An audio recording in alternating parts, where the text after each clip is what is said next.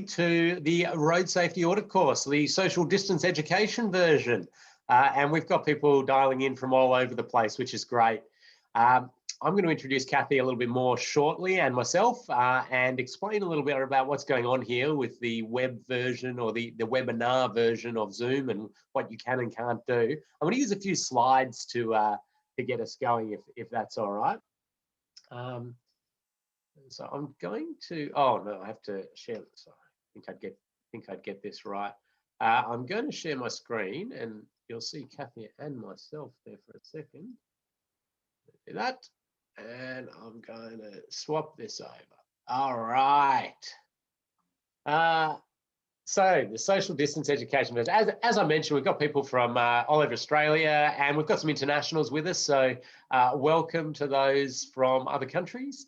And I would like to acknowledge and pay my respects to the traditional owners of the many lands that we're running this training. Pay my respects to the elders, past, present, and emerging from all over the place. And it's wonderful that we're able to do this. Certainly something that, like many things, changed significantly with the with COVID, and we've really tried to make something that's both accessible and interactive. So hopefully you'll enjoy it. I'm going to run through a few logistical things before we jump into some road safety audit content.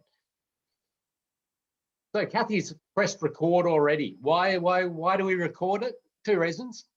One is for anybody that misses the session, they can catch up, and these get uploaded to Moodle within 24 hours usually of the session. And so if you happen to miss a session, unavoidable meetings or the like, you can catch up by watching the session and then doing your assignments or quizzes. I do pop in a content warning, and that's just because we are working to prevent road trauma and crashes on the road, and sometimes we look at crashes in order to be able to analyse what we can do to stop them in the future. So there is some crash scenes, and so if that's something that makes you uncomfortable, I warn you, and you need to prepare and possibly just tune out for those times when it pops up. Nothing horrendously graphic, but for anybody who has been involved in that, certainly can be emotionally disturbing. So I just put that out there as a warning. Right. Program moderator is Kathy, the MC, the person behind the scenes making it all happen. And Kathy's the training manager at Safe System Solutions. Now, Kathy's your go-to person for anything that is happening along the way, unless it's technical content. Although Kathy is getting quite up to speed on the technical content. So if you're having trouble with Zoom or using the learning management system, which I'll take you through shortly, or the like, contact Kathy. We've got backups and backups going on in terms of ways that you can be part of this course. So Kathy is a great contact, and her mobile number's there on the screen and her email address. You've received emails probably from her, or she was copied into emails. But we use Zoom, and we use the webinar function of Zoom, as I mentioned, which means that you can't at the moment unmute yourself, you can't talk to us, and we can't see you, and you can't turn your camera on. The reason for that is that it just saves all the dogs barking in the background, or the people shouting at their colleagues, forgetting to mute themselves and the like. You can talk to us though, and the way you do that is by putting your hand up there. So there's the hand up button, and hopefully you'll all have that, and you'll be able to use that. That's if you want to actually talk. So what happens is you put your hand up, and then Kathy will give you the ability to unmute yourself. There is no ability to put your camera on. There is no. You can be there. You can do this course in your pajamas. We will never know. The main way to talk to us though is the chat function. That's the easiest, and a lot of you are already happily using that. And so chat away, ask your questions along the way. And what happens is Kathy monitors that behind the scenes while I'm presenting some content. And we have lots of points along the way where we pause and Kathy feeds me questions or comments from the group, and we can elaborate on those. I also ask you a lot of questions and expect you to answer them via the chat. That's our preferred way for that. But if you did want to really expand on something or talk about it, you put your hand up and we'll unmute you and we'll have a chat. There is the, oh, that's the lower hand, sorry. It's the raise hand, but you get the picture. The Q&A is there as well. That's a backup if the chat's not working for some people. It's also a way if there's a question that's not sort of in the process of what we're doing, it's maybe a longer question could go in there as well. So Kathy, would you like to add anything at this stage?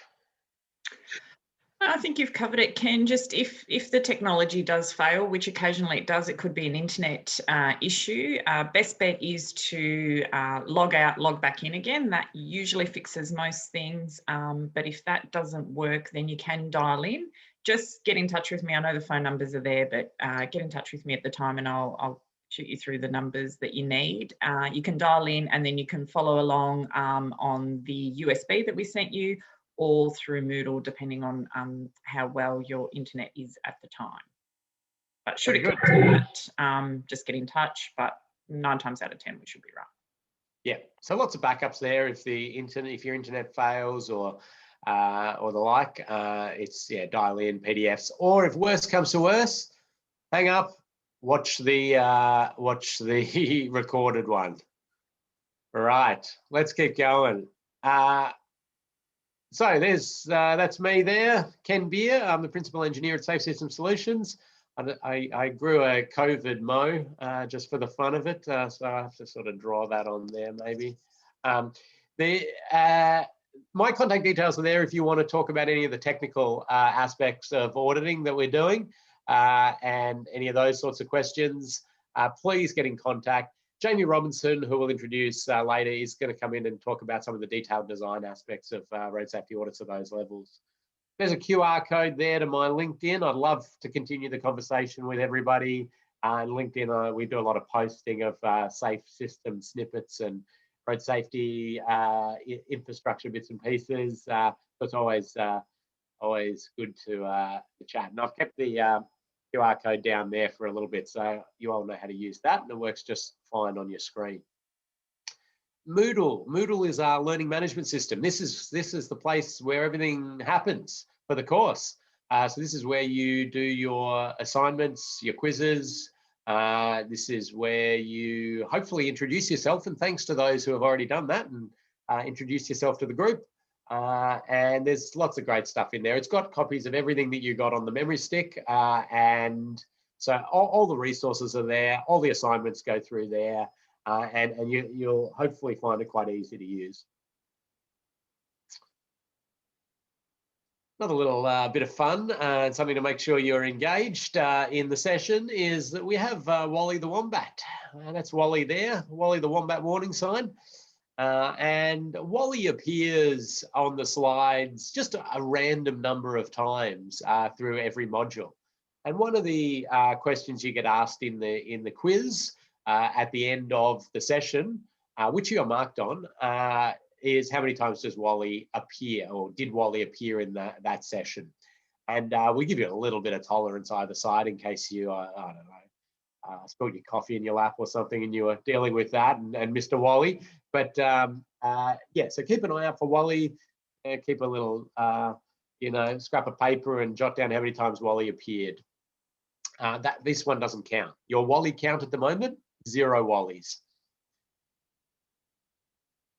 So we do actually have a benchmark of competency in this course. You're going to have to prove to us that you know and understand a certain level of stuff before we give you a pass mark in the course and issue you with your certificate. So we ask that you attend 4 out of the 5 live webinars and view the one that you missed.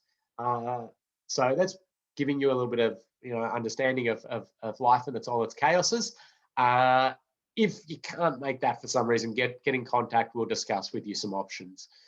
We need you to do all the set assignments. And we need you to get an 80% pass mark on average for all the quizzes and an 80% pass mark on average for your assignments. You do have up to 3 attempts on each of these, so don't get too stressed. And this one's really important. If you do it the first time and you really struggle and you go, I don't understand this at all, don't sit there and brood about that. Get in contact with us. We'll organize a one-on-one Zoom. We'll give you some written advice. We'll have a phone chat with you, whatever it is. We really just want to make sure you get up to that level of competency. And I'm sure you'll be able to do that. Everything we cover is covered in the modules, so you should be fine. So I'll pause at that point and see if anybody's got any questions about the logistics, the running of the course. Pop them into the chat if you like. Otherwise, I'm going to get started with some content, and I will be asking you some questions. I suppose the one thing I did miss out there is, Kathy, maybe pop your camera back on in a second, and we'll have a look there.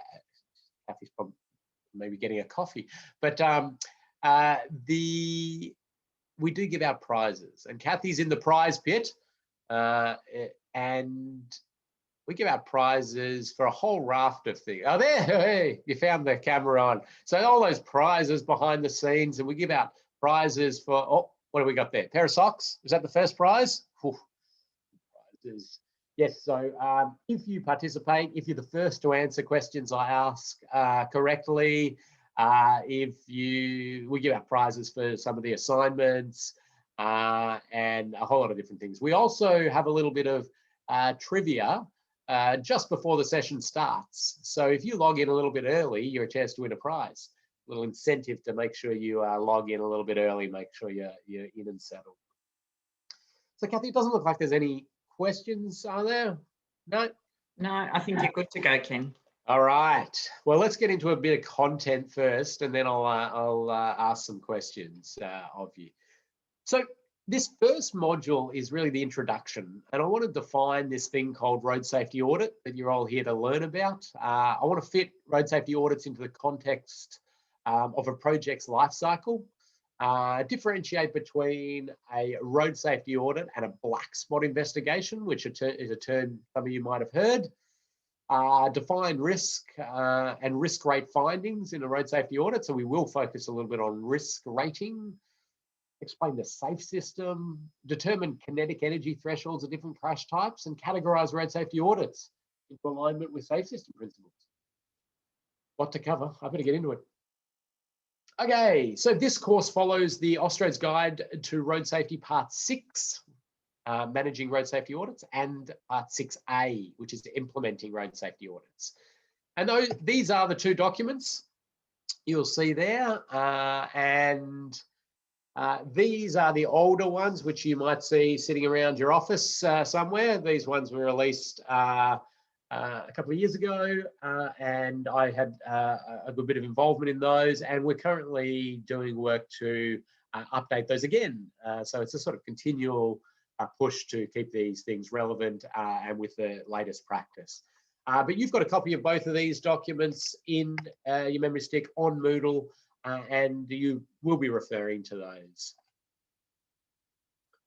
Overall, the course is all about the process of road safety auditing. So overall, over 6 modules, you'll really be given the process of road safety auditing.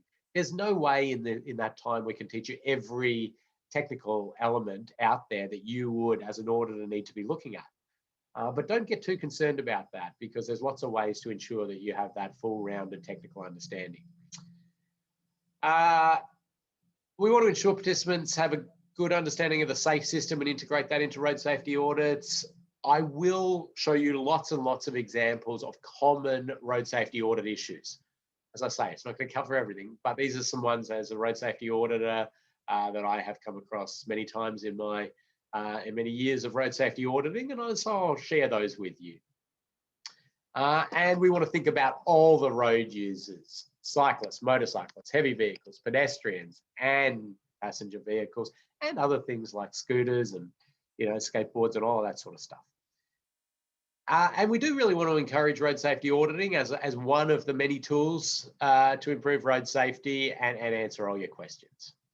Now I'm going to be nice to you all here. There's a Wally. Wally count is 1. That's all I'm going to help you with throughout the rest of the course with Wally, but that's an example. Now this diagram is straight out of the Austroads Guide to Road Safety Part 6, and it tries to show all these different tools that are available to inject road safety into the life cycle of a road. So I'm not going to go through this in detail, but you will see this is sort of the life cycle of a road up here, and we see sort of the development of any new changes or the like, all the way through to operating and maintaining whatever you're there. There's a project sort of in that dashed line. We have the SAFE system, which is a philosophy, and I'm going to run through that. That overarches everything. We've got proactive techniques, and that's where road safety audits fit into it, right? Proactive. Reactive down here in red, reactive are things once crashes have happened, or multiple crashes, we look at those crashes and we try to understand what went wrong. Okay, so they're reactive, and that's black spots, treatment of crash locations, post-implementation reviews of issues. There's a couple of other sort of what they call predictive techniques. ANRAM, I'll give actually first prize for the person who can tell me what the acronym ANRAM stands for into the chat. First person to type that in wins those socks, it looks like, or maybe some other prize. So ANRAM, OSRAP, IRAP, IRR, these are all what we call these sort of predictive tools, and they're different computer programs or the like that help you in determining risk on a bit of road. As a safe system assessment framework, they plonked it into this category and this one. People argue it could go in some other categories, but that's a different process as well. That's a different course altogether that we run. This one's all about road safety auditing. That's it. That's what we're focusing on. And there's lots of different things to it. And I'm going to keep moving on. But Kathy, did anybody get ANRAM? Sure did. It was Nero in first, Australian National Risk Assessment Model. Correct. There you go. That's ANRAM. IRAP, International Road Assessment Program. OSRAP is the Australian Road Assessment Program, which is actually exactly the same as IRAP. So these are tools, techniques with lots of information that you plug in about the road infrastructure, the volume, the speeds, the roadside characteristics, and all of that, and it spits out risk scores for you. Some of them star rate the roads, like you'd star rate your fridge or your washing machine, and so those are things are available, but they're different to road safety auditing. Okay. So I have a couple of these slides which are like big tips, big things to know. As we start to shape the definition of a road safety audit, I want to put this one front and center. A road safety audit is not a standards review, a check against the standards. It's not that. The reason for that is standards don't necessarily give us road safety outcomes. If we followed the standards absolutely perfectly, the standards, the guidelines, it does not guarantee us road safety. It's a great starting point, I'll give you that, and it's based on some pretty good stuff. But we know of many areas where either the standards have combined together to give us road safety deficiencies, or the standards have an inherent level of risk built into them that is causing death and serious injury to our community. So the term audit conjures up this idea of checking directly against a standard and auditing it that way. It may not be the best term to use because that is not our purpose. Our purpose is to holistically look at a plan for a road or an existing road, and from a common sense perspective, say what things could cause death and serious injury to anybody using this area. it does not matter whether it conforms or does not conform with standards or guidelines. It still goes into an audit report.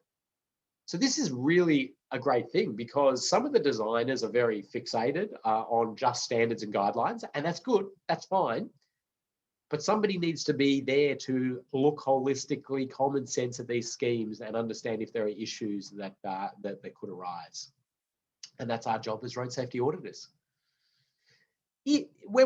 When we find issues, if they don't conform to a standard or guideline that we're aware of, we do point that out, absolutely.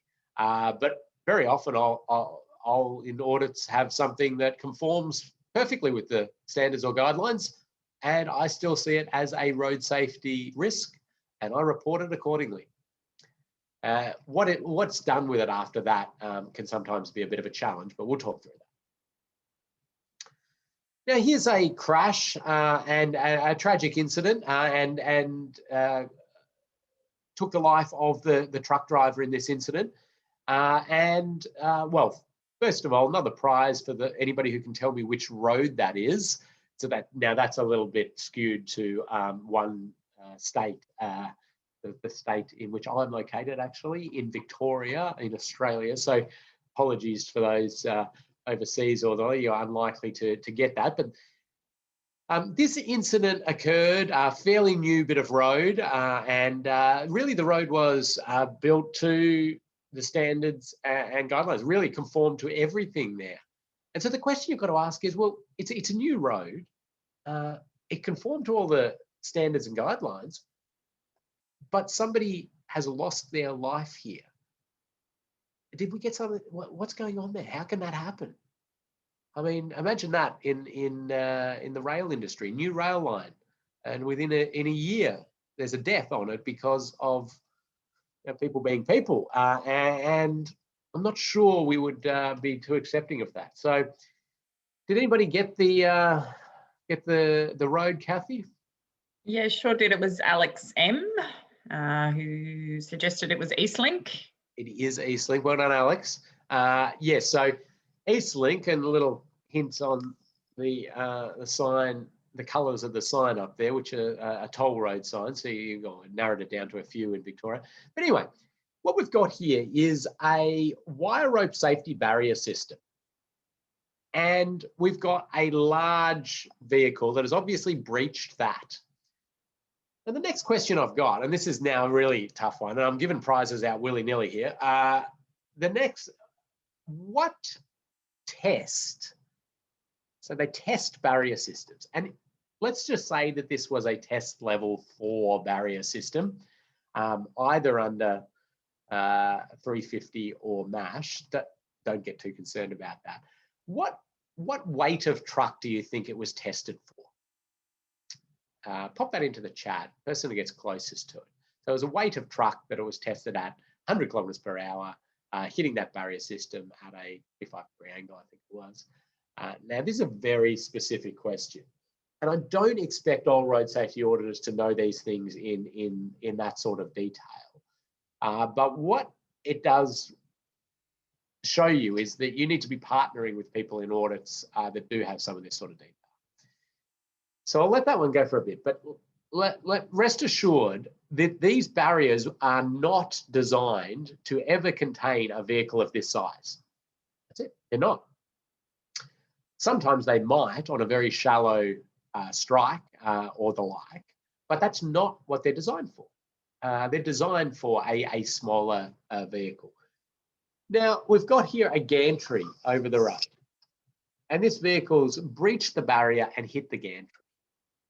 And we've had a tragic incident where the truck driver's been killed. There's also the potential for further catastrophic incidents if this gantry had come down over the road. And we would have had high-speed other vehicles in all the lanes hitting that. So the thing is, and the challenge is, as a road safety auditor, when you see that as a design, it's lines on a bit of paper or in the CAD file, and you're looking at it, or you're looking at the PDF of it, you're imagining it, before the incident happens, you have to be able to try to say, well, the auditor is concerned here that if a large vehicle was to leave the road, they would breach the barrier and hit the gantry, and the gantry may come down over the live traffic lanes. And you then, as an auditor, may suggest that they use a higher containment barrier there or provide some other features in place to mean that that can't happen. It's a big ask, but for me, it is an amazingly exciting thing to do, because what you're doing is getting a design on paper. It hasn't been built yet.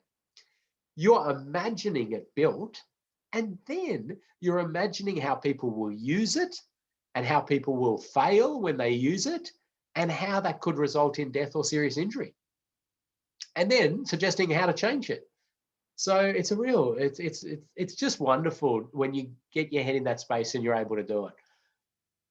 So there you go, an example. Met every standard and guideline, but is not getting us to a road free of death and serious injury. So the question I asked there was about the weight of the vehicle that they tested on. And really the test level vehicles for barrier systems are either a 2-ton pickup truck or a 8 or a 10-ton articulated vehicle like this for the test level 3 and the test level 4 barrier systems. Did anybody have 8 or 10 there, Kathy? A ton? That is? No, 4.5 and 12 was the most popular answer. We'll give it to 12. We'll give it to 12. Ooh, okay. 2 people got 12. So All that right. was, yeah, okay. But the vehicle that was in that picture back there would be running in way higher than that, depending how loaded it was and the like, 20, 30, up to the big vehicles. So they're the test vehicles as such. So there's I just wanted to use that as straight away into an example, and it's where we see bits of infrastructure designed for specific purposes and known to perform in a specific way, and us as auditors need to predict how they will actually be interacted with. Now, there are barrier systems that can contain larger vehicles. There is the ability to put secondary barriers behind barriers to cater for these sorts of things. Potentially, the gantry could have been moved and put in a different location if that could have worked. Now, keep your questions coming in or your comments, and Kathy will feed those to me as we go. But I thought I'd jump into another example, and this one's an absolute road safety audit classic. And I'm sure when you get into auditing, you'll find this one, soon within yourself starting. Now, this one is another Victorian example, and a lot of you might know it. It's the Chandler Highway upgrade, just at the paper mill, the old paper mill site where they're building thousands of new apartments and townhouses. We've got the Eastern Freeway down there, Chandler Bridge. So they duplicated the bridge and they come through. And I'm going to zoom in on that red square there, because this is the entry to the new massive development. And it's all being upgraded there. And what we see here is they've got the turn lane into the new development here. And I just want you to put yourself in the shoes of a driver in this lane who's come off the bridge, trundling along. It's a 60 km/h speed limit. You probably, maybe going a little bit faster than that, maybe, as a lot of people do. And you're happily ticking along in this lane. You've got some cars maybe next to you, and everybody's trundling along. And you keep going along, and all of a sudden, you're in a dedicated turn lane. Now, this is what we call a trap lane, and I think it's very well named, in my opinion, because it is exactly that. You are trapped. So anytime you're in a lane that converts to a dedicated turn lane, that is a trap lane. Now, a trap lane is well known that we're going to have incidents here, because the vehicles coming along here realize what's about to happen and attempt to merge. And so we do see a lot of turbulence around these areas. So the thing is that what we want to do as road safety auditors is get in on these before they're ever built. Okay, so these are lines on a bit of paper.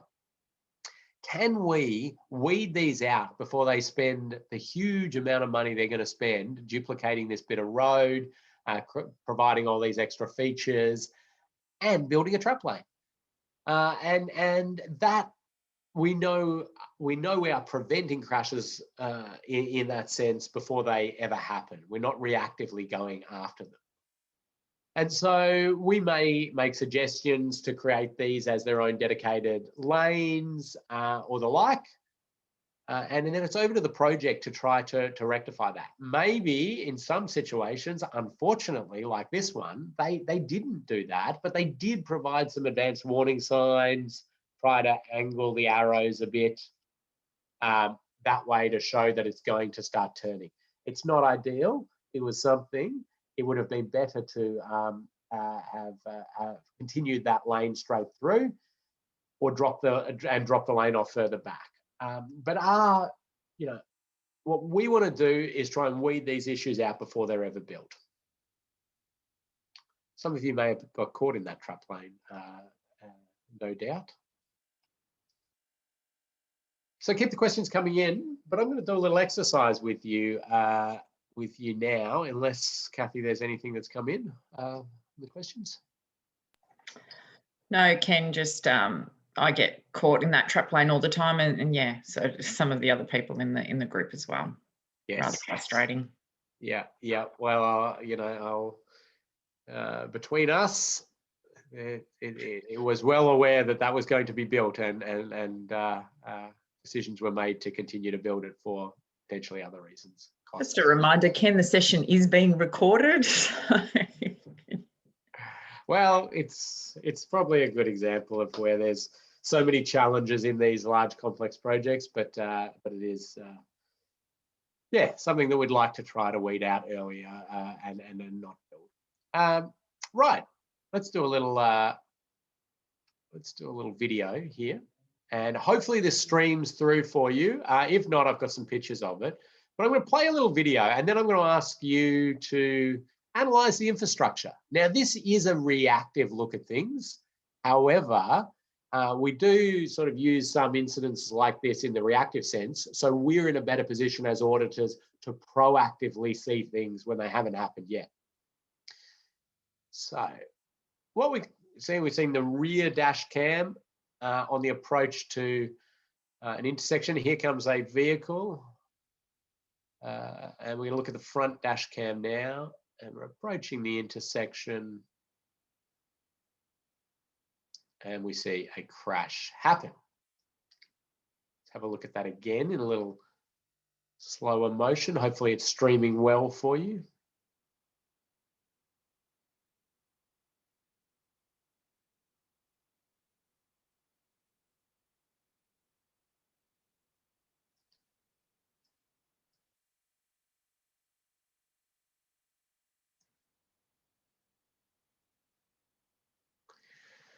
So, as road safety auditors, we like to look at two things, two broad categories. What things are likely to influence the chance that a crash would happen? And then what things are likely to influence the severity of the crash when it does happen?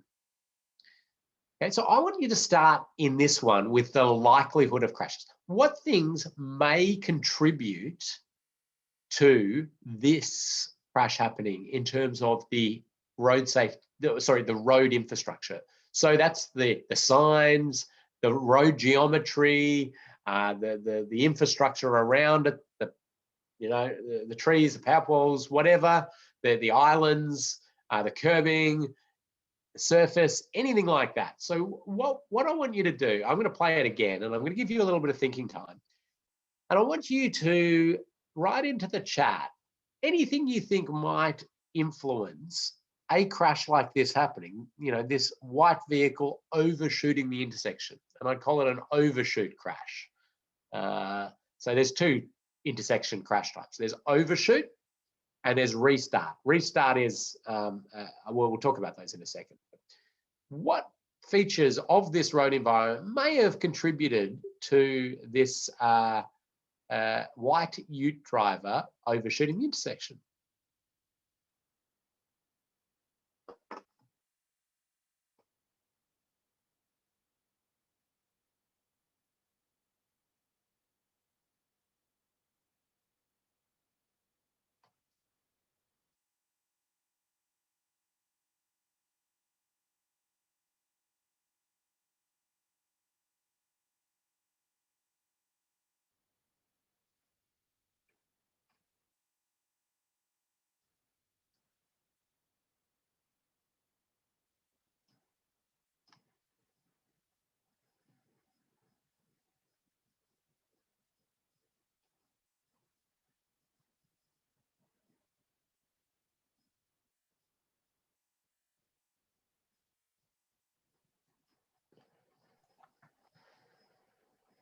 Okay. So you can type your answers into all panelists and attendees if you want to share with everyone, or you can just type to all panelists if you don't quite feel like sharing with everyone. Yeah, thanks, Kathy. I'm just going to bring the chat up so I can read these as we're going, because I'm going to run through quite a few different things. Right. Just reading as we're getting some ideas in. This is good. This is good stuff coming in. Well done. Oh, I'm loving it. Yep. Yeah, good. Okay, we've got some great great ideas that have come in there. I'm going to just start up with some of the early ones. Now, I suppose a good question here is, what intersection form is this? And is it clear? So we did have a couple of comments come in there saying, you know, is there appropriate advance warning to the roundabout? I suppose the question is it a roundabout? And the answer is no, it's not actually a roundabout. So that immediately probably brings up a something to think about. Is it obvious what the intersection form is? And that's a great thing to look at as an auditor on the approach to any intersection. Is it obvious what form of intersection we're coming up to? I'm just going to move my slides forward here because I think I've got some bits paused. Yeah. Okay, so we're approaching the intersection. I won't go from too far back, but a number of you commented on, is there enough advanced warning of what's coming up? And a keen eye there probably saw there was some advanced warning, but if you as an auditor believe it's not clear enough that we're coming up to an intersection where we have to do something, that would definitely influence the likelihood of somebody overshooting the intersection. The lane width is a really interesting one. So people asking, well, why is it so wide? And do the wide lanes influence higher speeds or encourage higher speeds and maybe people overshooting the intersection? A few people have noticed some signs blocking other signs. That's another good thing to be looking at. And the thing is with road safety auditing, it could be 1 in a million drivers. Just look at that time that everything's blocking and lining up. But that's kind of all it takes sometimes. So you might say, nobody's ever going to get, they're going to see it. It's obvious. Well, we just really need to put ourselves in those shoes of all those road users. And it's a very challenging thing to do sometimes.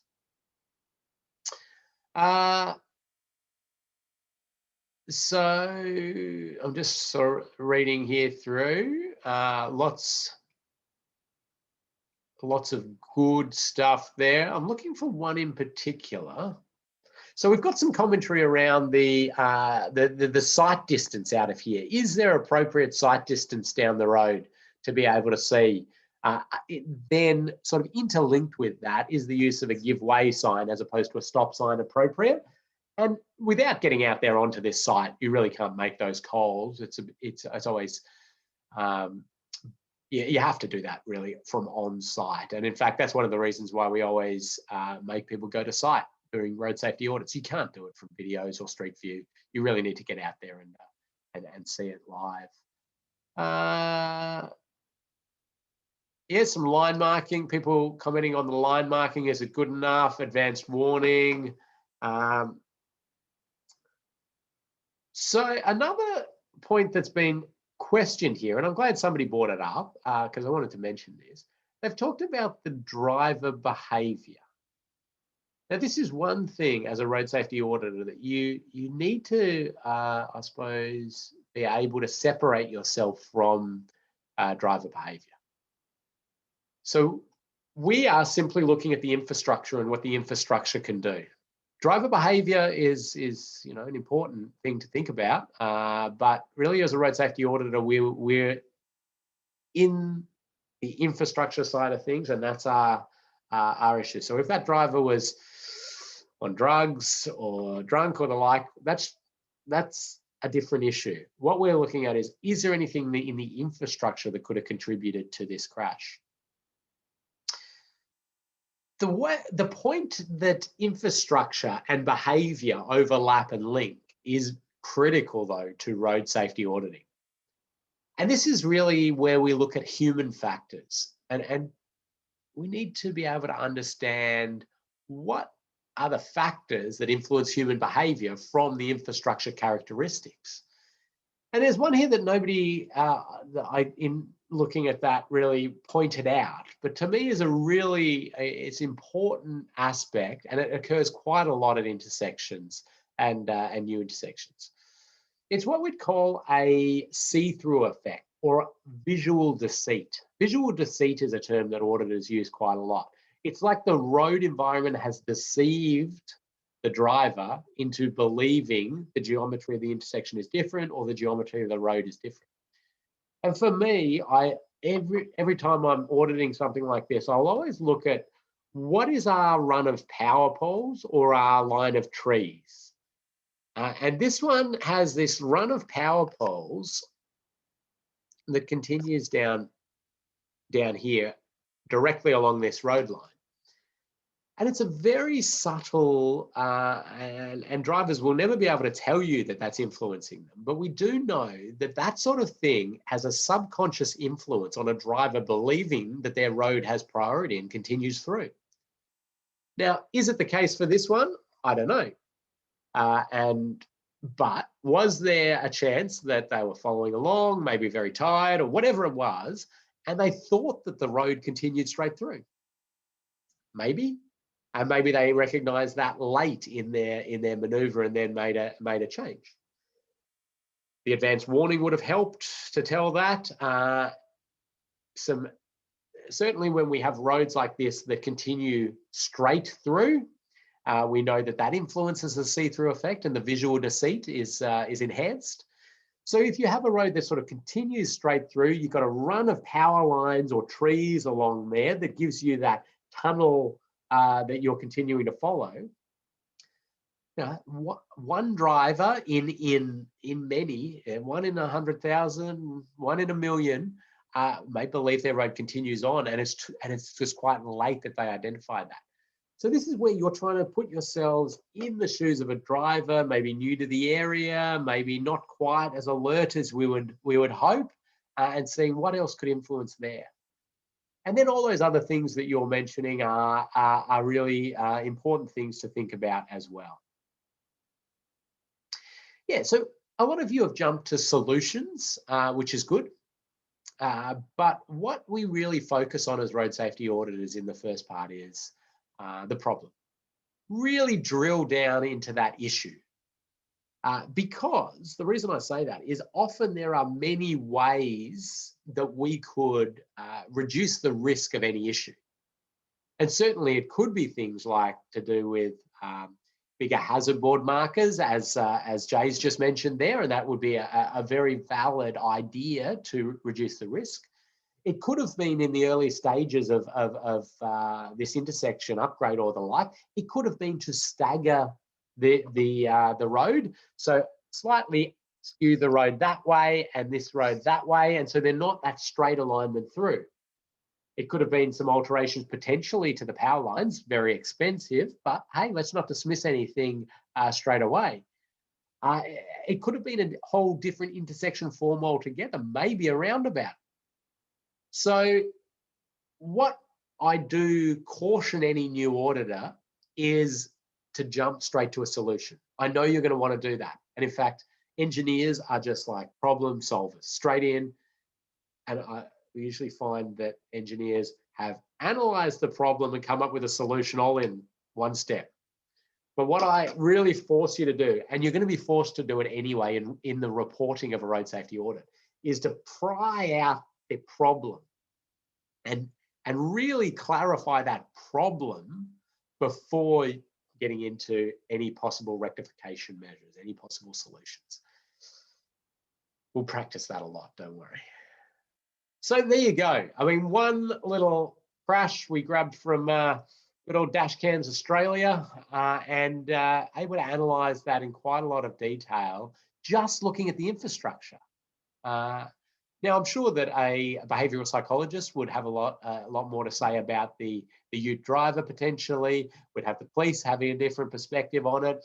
We would have, no doubt, the vehicle manufacturers having a look at different things. So that's all good. But as road safety auditors, we're predominantly focused on that infrastructure and how it plays a role. Now, we were just talking about the likelihood of this crash, right? What about the severity of this crash? What has influenced the severity of this crash? Now, I'm not going to pop that one to the group to answer. I'm going to quickly run through it to catch up a little bit of time here. There are a few things that have influenced the severity of this crash. The first one is actually the speed of this vehicle. Okay? This vehicle is just going along, you know, minding their own business. They've got priority through here. But their speed is actually going to impact on the severity of this incident. Okay.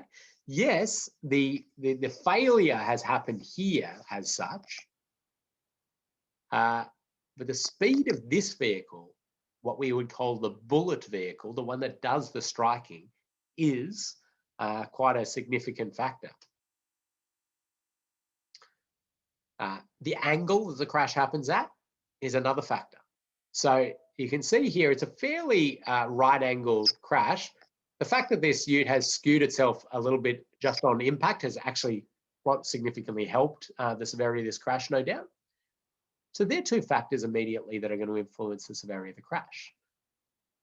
The next one is this unique little feature that some of you probably sat back and went, oh, that was interesting. Is the way that this light post reacts when struck. And it's what we would call a frangible light post. Frangible being a word that we very much use in our industry, and the public scratches their head at us and thinks we're crazy when we talk to them about and use the word frangible. But it means to break away on impact. And this is a slip-based light bulb. So it breaks away on impact. Now, I'll admit, I don't think I have ever actually seen live one where the actual light splits off the top like this. Usually the whole thing breaks away and comes down, but nonetheless, that decision by a designer and the project engineer or the like to use a slip-based, a frangible pole in this circumstance, I think has most likely prevented a serious injury or death, probably to the occupant of that the vehicle that actually had right of way through there. Isn't that amazing? Somebody's decision in that circumstance has likely prevented a death or serious injury, and they'll never know that unless they happen to see this little video. But a road safety auditor should be injecting that in all along the way as well, and saying, could we have used a frangible pole? Now, could we use, not could we have, could we use one in this project? Is it appropriate to use that? Have you thought about vehicles leaving the road? That's what we're trying to do. So the severity is something critical for us to look at, as well as the chance that that vehicle is going to go through. And a road safety auditor these days has to look at both. Okay, there was a time when road safety audit was really only focused on the likelihood of crashes. And there's still a lot of auditors who will really spend all of their time on that. But what I want you to do as the new generation of road safety auditors is to be really focused on the likelihood and the severity of that crash and look at both. And when we're looking at the severity, we have assumed the crash is happening. So this sort of accounts for human failure, human behavior, all those stupid things that people are going to do out there on the road, because they're still going to happen because humans are using this system. So let's talk a little bit about those slip-based poles. And I think that this is one of the it's one of these things where you look at and you go, so simple, but so brilliant in road safety engineering. Slip-based poles basically weakened at the bottom in the shearing plane and got bolts out on a collar to strengthen it in the torque plane where the wind loading is and the height loading. And so you see there's one there, and there's an auditor just having a look at possibly the height of it, not using the most sophisticated measuring device there. We have much better measuring devices for that than a pen. But nonetheless, just having a look at the height of the slip plane. Why on earth would that be important? Well, the reason that's important is that if it's too high, a vehicle will snag on it, thus rendering the whole frangible pole irrelevant. If it's too low, it may not function the way it was designed. So you want to get those right within their tolerance in the slip plane. And so that's one thing in existing environments that you can check. Are those about the right height? The other thing, though, is when you get a design, you want to be able to say, are the light poles, are the different poles going in this environment appropriate in terms of their frangible characteristics? Because we have non-frangible poles, which are our rigid poles. They're not going to break. When at least a car hits them, they may on a larger vehicle. Then we've got frangible, different types of frangible infrastructure, including the slip-based, which we've had a look at. Now there's a slip-based pole. But if you get a design and you're asked to road safety audit it, and road safety auditing at design stage is a really popular and great thing to inject safety into the project. And here's an example. You'll be wading through many pages of designs, and one of them might get to has all the lighting infrastructure and the types of poles being used for new lighting. And you can look at these and say, right, what type of pole are they using? What are they using here, here? And some of them may be frangible, some of them may not. But then your job is to look holistically and say, is that the appropriate one to use for that road environment? And this one here was an interesting one, and I looked at after it got hit. And it was actually, it's not this pole, but it's one just a bit further down. But imagine if that one had been used as selected to be a slip-based pole. Pop into the chat some issues that might cause. Okay. So it's certainly going to reduce the severity of crashes if a vehicle hits it. But any ideas on some other issues that might cause? All right. Good. Okay.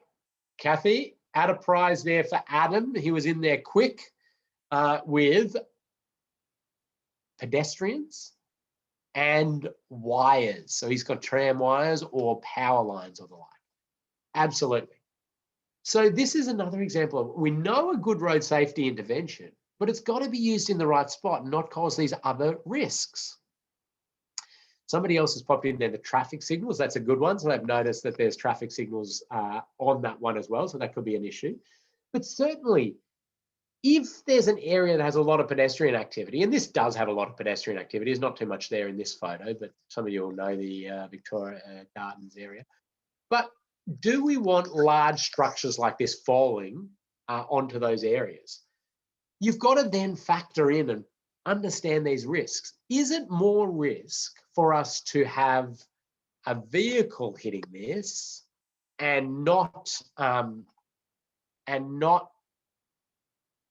it not franging, it not breaking away? Or is it more risk that if it does break away and fall, that it's going to hit pedestrians or power lines or other vehicles and the like? Now, there's a bit of a rule of thumb on this in general, that we wouldn't use a slip-based pole in a low-speed environment. Really, sort of 70 kilometers an hour really was above that is where you'd be using the slip-based pole. There is another option, which what we would call an impact absorbing. Now, it doesn't break away, but it collapses on itself. It's called an impact absorbing pole.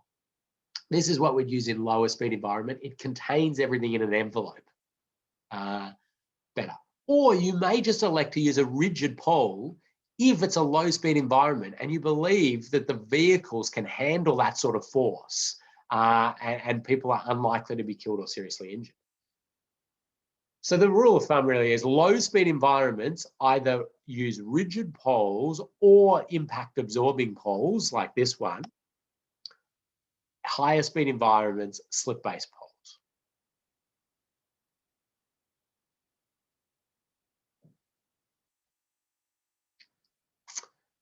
So the common road safety audit finding is, with slip-based poles, where will they fall? Okay, and if they're going to get knocked into more dangerous areas, we need to rethink that design. And for existing roads, is the height appropriate?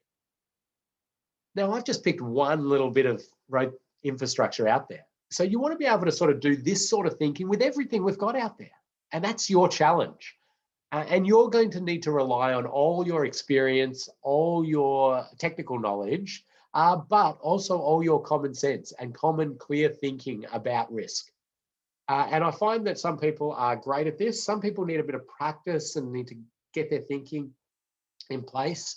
But what I love seeing is a team that's brought together to do a road safety audit that combines people with extreme technical knowledge and people who have a bigger picture, overview, holistic, common sense way of looking at things. And that can be a wonderful, wonderful combination in an audit team. Another thing I want to say is this is a real misunderstanding of what a road safety audit is. A road safety audit is not a black spot investigation. Okay, a road safety audit is proactive. The black spot investigation is the reactive one. So if you're handed a stack of police reports for an intersection, for example, say there's been 20 crashes here. I want you, and here's all the details of the crashes, when they happened, the police reports, everything about that. I want you to analyze those crashes and do the road safety audit and come up with some treatments. You actually want to say to the person asking, say, well, that's actually not a road safety audit. That's a black spot investigation. Now, don't get me wrong, valuable, important thing to do, but it's slightly different to a road safety audit. You technically do not need to know the crash history to do a road safety audit. Now, sometimes it helps, and you might get some insights from that. But road safety audits can be done on designs which fundamentally change the whole area, thus sort of making any crash history irrelevant. We're trying to look at the crash future, not the crash history. Some auditors like to look at crash history to get a general idea of what's going on in the area. I sometimes use it, I sometimes don't. If I do, I often look at it after I've done a lot of analysis to confirm whether the road users are the same that I was thinking or anything new might pop out. But it is definitely not the key bit of information in a road safety audit whatsoever. And road safety audits are quite amazing in terms of value of safety. So this is just a report, pretty sure this was out of Canada, and somebody did their PhD on road safety audits and values and these sorts of things. But what they discovered was that there was a benefit cost ratio of 36:1 for an audit at a design stage. So this is before anything's been built. A design is handed over to an audit team. They review it, they look at the site, they analyze it, they suggest changes.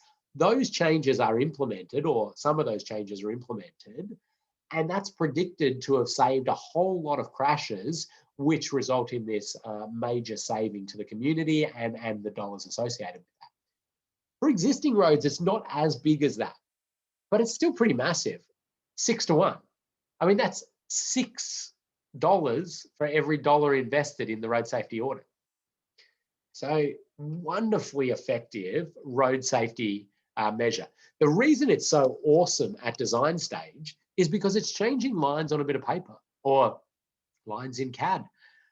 And those changes can be made without the cost of the, the civil infrastructure and those sorts of changes. The existing roads, there's cost in actually altering things, because it's physical, it's there and it's got to be altered. Okay. Here comes a slide with a lot of words, and I apologise, but they're straight out of the Austroads Guide to Road Safety Part 6. What is a road safety audit? This is the official definition these days. A road safety audit is a formal, robust technical assessment of road safety risk associated with road transport projects. Road safety audits are completed by independent qualified teams, completed by applying safe system principles while seeking to ensure that roads will operate as safely as practical by eliminating fatal and serious injury crash potential. Consider all road users, unless the audit brief specifies something different. I'll talk about that shortly. Can be conducted on proposed or existing roads.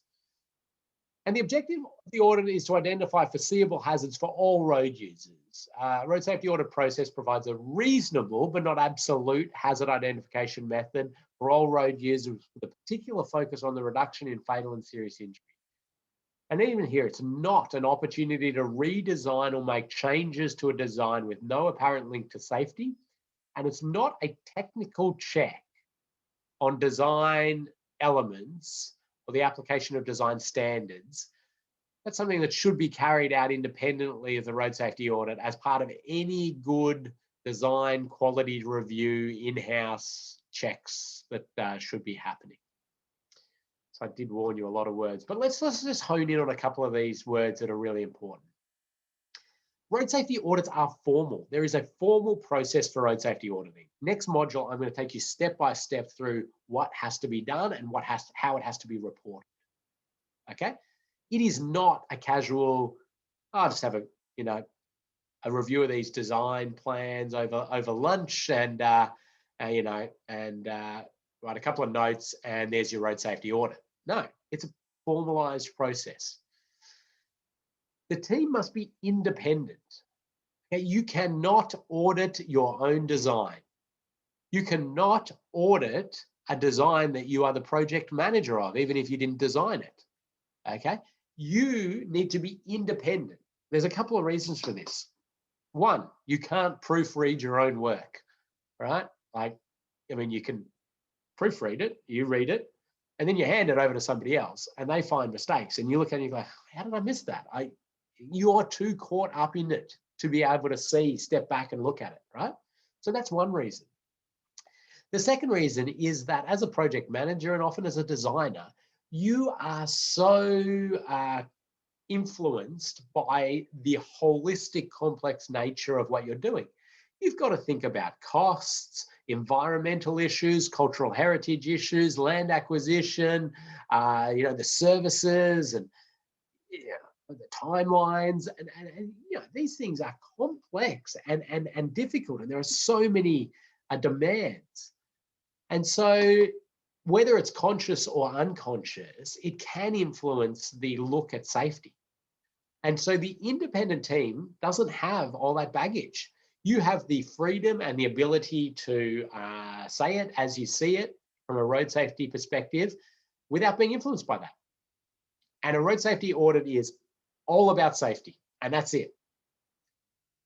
Now, admittedly, when you're providing options, you may be slightly sympathetic to some of the other challenges out there, but really that's for the project manager and the designer to worry about. We just look at safety. Safe system principles. I'm going to take you through that shortly. And this has been a newer thing within road safety auditing that we really focus in on that severity and the energy in crashes and managing that energy. I'll talk about that more soon. all road users, absolutely, everybody.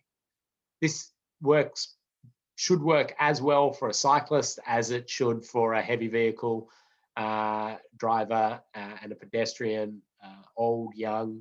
Everybody should be considered. Now, there are these things called thematic road safety audits that take a specific theme, like motorcyclists or cyclists, and they hone into some specific thinking about those. But those road users should definitely not be ignored in any specific, in any general audit. They can be conducted on proposed or existing roads, so the designs, the plans, or an existing road. And just what's currently out there. So I mentioned the SAFE system. Now, the SAFE system is a philosophy, and it's a philosophy that has been adopted around the world, really. Certainly in Australia and New Zealand is the absolute central foundation for our road safety approach. All jurisdictions have really signed up to that, Australia and New Zealand. And this is a diagram of the SAFE system. I'm not going to go into this in a whole lot of detail, and I don't expect you to be able to read too much into this. But there's a few key principles of the SAFE system. The first one, I think, is just really important here, is this shared responsibility. And we think back to that white ute driver that overshot the intersection. It would be very easy for us to just blame that driver and say, well, it's a giveaway sign there was line marking, it was, they've got to stop and give way. That's what the road rules say. It's their issue, and we've got to fix these drivers. Now, what the SAFE system is saying is we will continue to work on trying to help that, but we, managing the system, need to step up and say, what can we do? What can we do to either prevent that crash happening or reduce the severity of that crash? And no longer can we wash our hands and blame. If that driver was on drugs or whatever it was, it's still our responsibility to look at the infrastructure and say, what can we have altered to lessen this? And we want to do that proactively in road safety audits. It's because humans make mistakes. And this is one of the big things in the SAFE system and the way we think about roads nowadays. We used to try to say that we will eliminate any mistakes happening on the road. And, by driver training and all of this sort of stuff.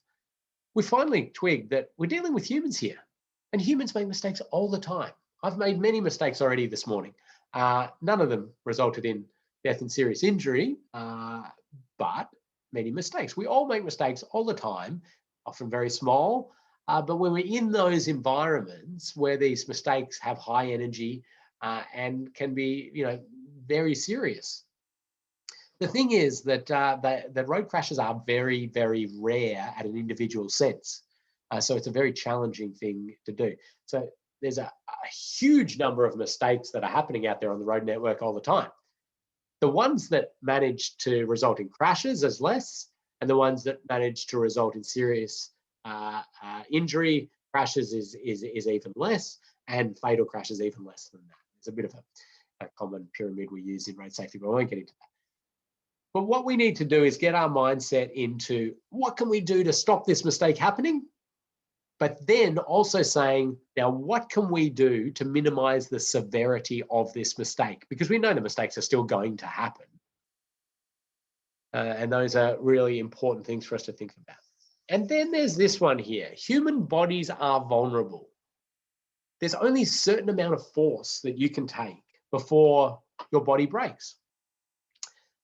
So the kinetic energies involved in any crash, we actually start to analyze now in a road safety audit.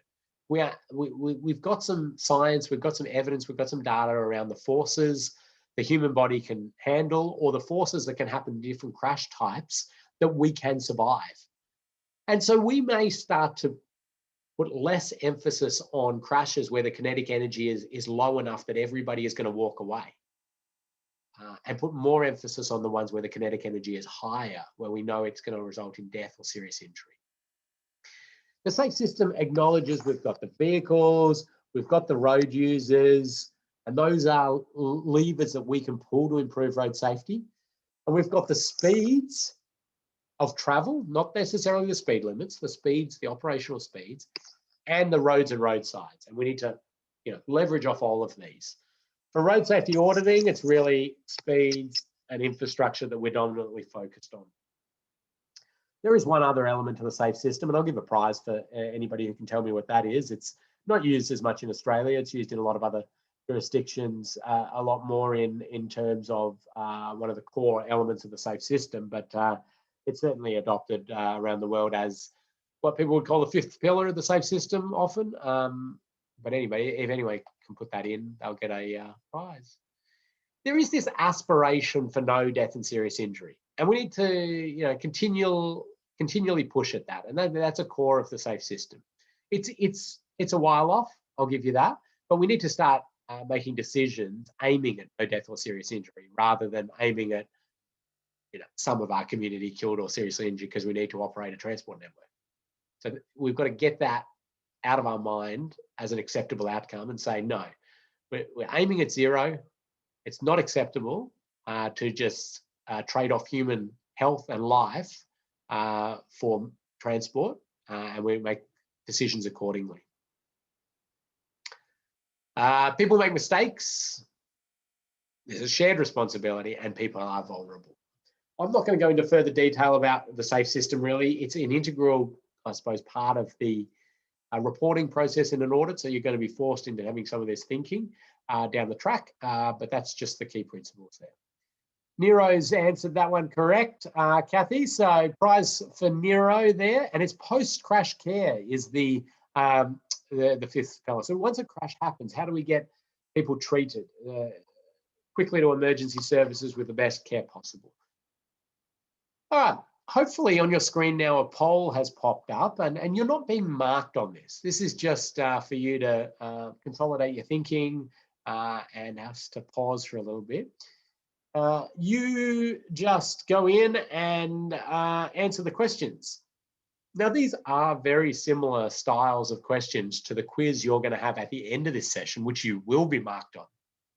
So it's a little bit of practice in a nice, relaxed environment where you're not going to lose marks or anything if you get it wrong. So have a guess if you're confused, but have a read of those and think back to what we just talked about. And I'll give you a couple of minutes now. So have a stretch if you want as well after you've done that. Maybe fill up your water. And we'll get back to it in 2 minutes.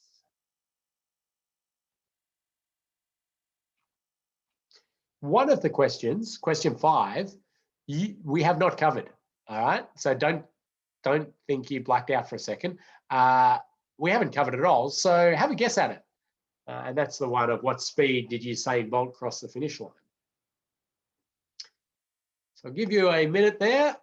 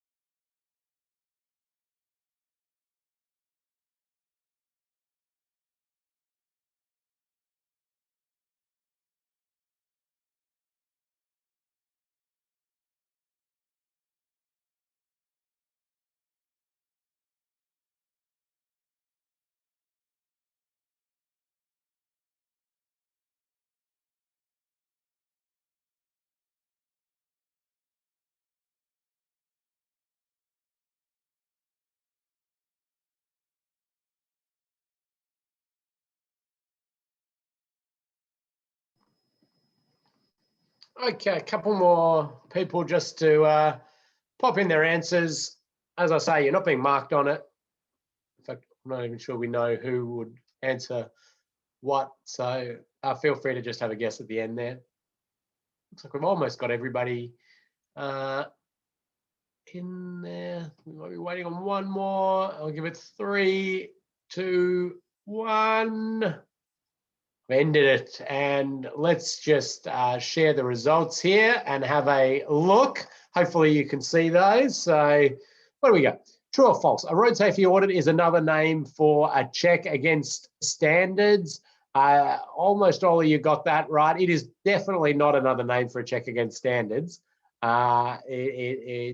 talked about that at the start. It's not a check against standards. You may utilize some standards and guidelines within your audit, but that's not what it is. True or false? You can audit your own design. So false. No, that's you cannot audit your own design. We must be independent. That's a absolute major requirement of a road safety audit, is independent from the design and the project. Which of the following is not considered a formal element of the SAFE system? And safe attitude is not a formal element of the SAFE system. It'd be nice if everybody had a safety attitude, safe attitude, but that's correct there. Most of you are onto that. Which of these is not one of the common principles of the SAFE system, which is not one of them? Eliminate mistakes on the road. Well, that's not one of the principles, because we know we're dealing with humans. There will always be mistakes on the road. We would like to minimize them, absolutely. But as most of you got there, that's not one of the aims. It's to actually manage more. We're looking to manage the mistakes on the road. Minimize and manage is a good way to think about it. And Usain Bolt, fastest human we had. I think he's been surpassed by other fast humans, but certainly his world record still stands. 100-meter sprint. What speed did he cross the finish line? As most of you actually got, 44 kilometers an hour. I'm sure some of you are trying to madly calculate that by meters a second and the like, but 44 kilometers an hour is about what Usain Bolt crossed the finish line. Now, why would we ask that? Well, it wasn't actually just general knowledge trivia for fun. It actually gives us a little bit of an indication into the human tolerance to physical force. Because if we were to park a car at the end of Usain Bolt's lane, and he ran down there at 44 kilometers per hour and slams into that car at 44 kilometers an hour, he's likely to survive. Just he might hurt himself a bit, but generally your maximum running speed correlates pretty well with your maximum ability to withstand force in striking solid objects. You can test this if you'd like after the session. Run as fast as you can at a tree, and you should survive. You might injure yourself a bit, but you should survive. In fact, we have that correlation pretty nicely from some research and data from Europe. This is actually out of. This is passenger vehicle here hitting pedestrian. And we know that the speed, the collision speed, don't confuse that with speed limit. This is collision speed in kilometers an hour. And we know the chance of death, the fatality probability. So the chance that a random member of the public struck at this speed will die. And we know that around 10 or 20, even up to 30 kilometers per hour, there's a really good chance that that person will survive. We know up at around 60, 70, 80 kilometers per hour and above, we know that it's highly likely that they will be killed when the vehicle strikes them at that speed. And we know it exponentially kicks up around this 30 kilometers per hour for the public. So Usain Bolt comes in there a little bit higher. Why is that? He's the Hulk of a human. He can withstand more force than us mere mortals. And this is trying to represent the entire population and all the weird ways that these crashes happen. And we know we have some car park style incidents where people are killed. We know we have some, motorway crashes of pedestrians where miraculously they survive.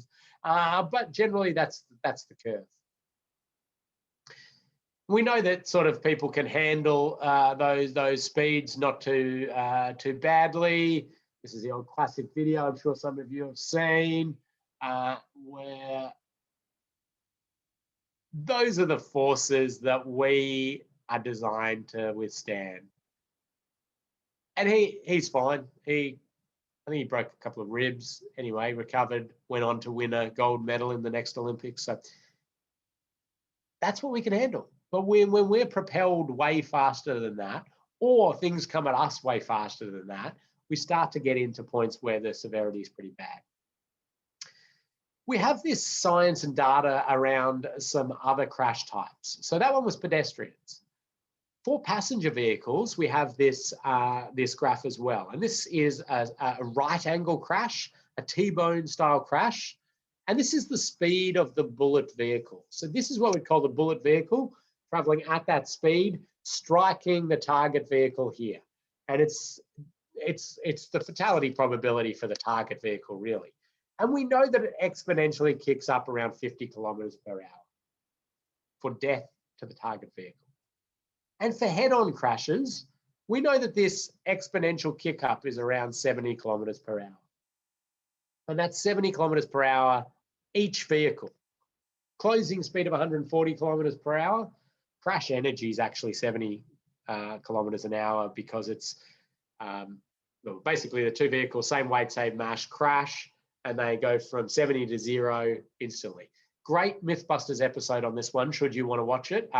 Lots of crashing of cars into each other and into brick walls to measure the different forces and compare them. So we can send you that. Nothing like watching Mythbusters on work time.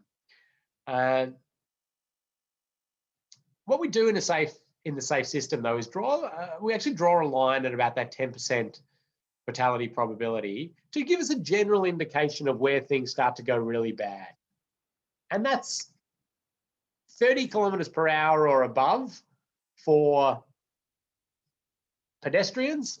And we also include cyclists and generally motorcyclists in this as well. Now, there's a bit more on motorcyclists, which we won't get into now. Right angle crashes, 50 kilometers per hour.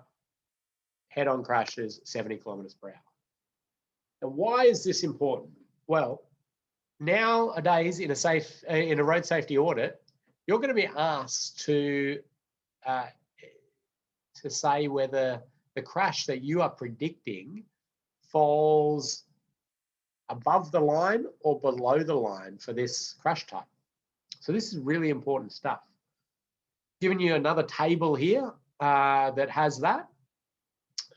So it's got a little bit more information. It shows that there's a bit of variability in some of these.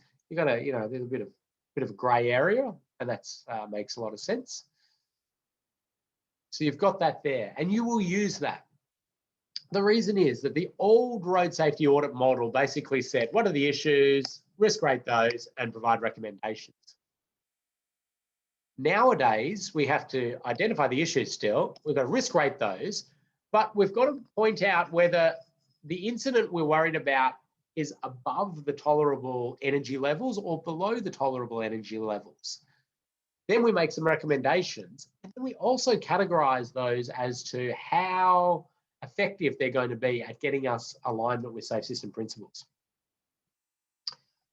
But I'm going to do a little example which sort of runs us through all of these, sort of putting together a road safety audit, finding and recommendation, just so you see that whole process laid out. But before I do that, I might just pause to see if there's any questions that have come up at this stage. No questions at this stage, Ken. So if you do have any questions, just type them in along the way and we'll pause as we're doing here. Thanks, Kathy. And here we go. All right. Well, what do we got here? We've got a new signalised intersection going in. So you've got the design. You've got some different information being put on there, which is good. And certainly as road safety auditors, we need to be able to look at that and visualise it being built and how it's going to be used and operated and the like.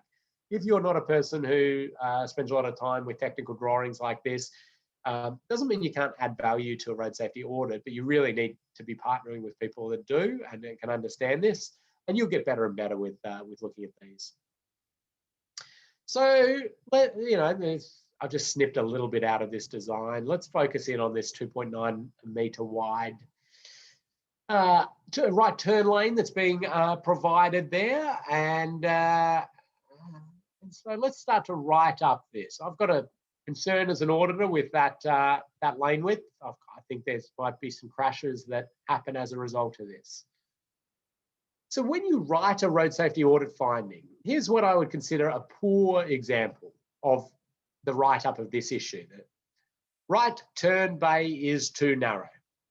It hasn't really given us much information. I mean, yes, we've pointed out the finding, but that's not enough. Let's go with a fair example. The right turn bay from main road to side road is too narrow. The concern is it increases potential for side swipe or rear end crash types. The Austroads road design guide states that the minimum traffic lane width should be 3.3 meters. So this is better. We at least know which right turn because we've given some more indications of where it is. We've talked about some crashes that could happen if that's built. We've referenced it to a standard or guideline.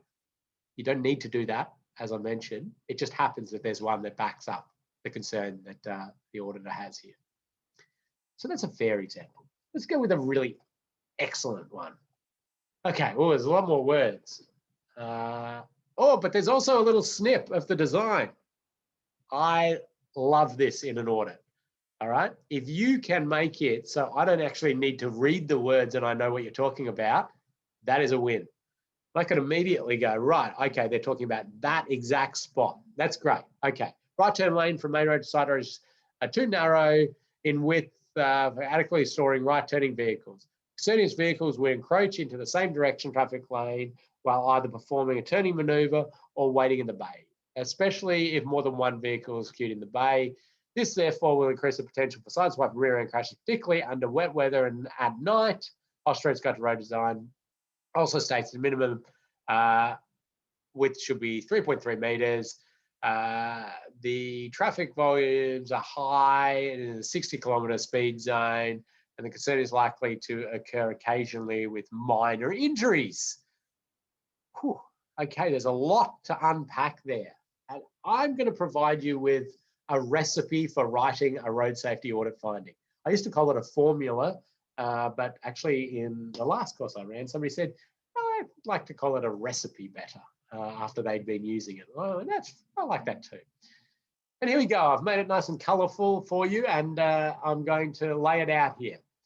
The first thing you want to do in writing up your audit finding is explain the issue clearly and make it identifiable. And this is really a snip of the design is wonderful to do that. Then you specify the crash that you are concerned or the crashes that you are concerned about. All right? If you can't relate it to a crash that you can sort of foresee, it's probably not a road safety audit finding. And that's a good test, actually, because if you go, the design has used blue colors for services where the color of the standard color of lines for services should be red.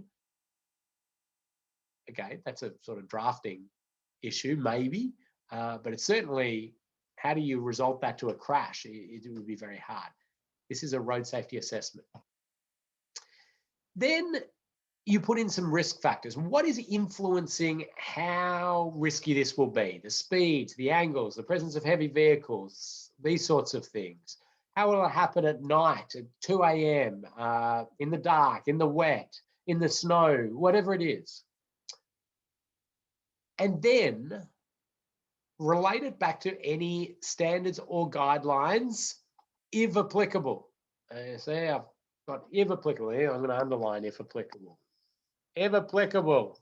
Don't be driven by standards and guidelines, but use them if they back things up. So that is an example of an audit finding, and I want you to maybe remember that this recipe is there because you'll probably be using it in quizzes and assignments, and certainly when you write up your road safety audit. In fact, little tip here, when we mark your road safety audits, we look to see if you've identified the issue, the crash, the risk factors, and if you've chucked standards or guidelines in there, that's not going to lose you marks or gain you marks, but it's a good process. So how do we get to a risk rating? So now we've written up the issue. How do we risk rate this?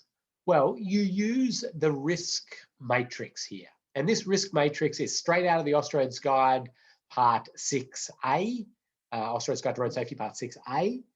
And it has here the likelihood of the crash and the severity of the crash. So you say to yourself, what is the risk? Well, the risk is the frequency of the crash and the severity, the likelihood of the crash times the consequence. So you say the crash is going to happen, the one that I'm concerned about, occasionally. But when it does happen, it's going to be serious. And my resultant risk is high. And so that's the actual risk here. In the Austroads Guide, it gives you a little bit of help in terms of getting to understand, well, what is frequent and what is probable, what is occasional, what is improbable, what is catastrophic, serious, minor, limited. And here it is in a little table, and you can look at this straight out of the Austroads Guide. But it there says frequent, once or more per week, improbable, less often than once every 10 years. So there you go, it's on page 27 of Part 6A. Catastrophic, it gives you some examples of what that is. What I find with new road safety auditors is that they over risk rate. So everything tends to come out intolerable or high. And that the reason for that, I think, is because you've envisaged this in your mind, this crash happening, and you can't, it's clear and vivid to you. The way I like to try to calibrate new auditors is to say, okay, come back in 5 years' time. They built it exactly as they'd planned it. Come back in 5 years' time. How many serious injury crashes do you expect at that location because of that deficiency that you identified? And it often really calibrates things way back down in terms of the risk rating. I've been auditing for, I don't know, 15 years or whatever it is. And I can, count on two hands the number of times I have risk rated something as intolerable. And intolerable is the big stick in road safety auditing. And it actually says in the Austroads Guide, anything that is intolerable must be rectified immediately, regardless of cost. And so that's, that's big stick stuff there.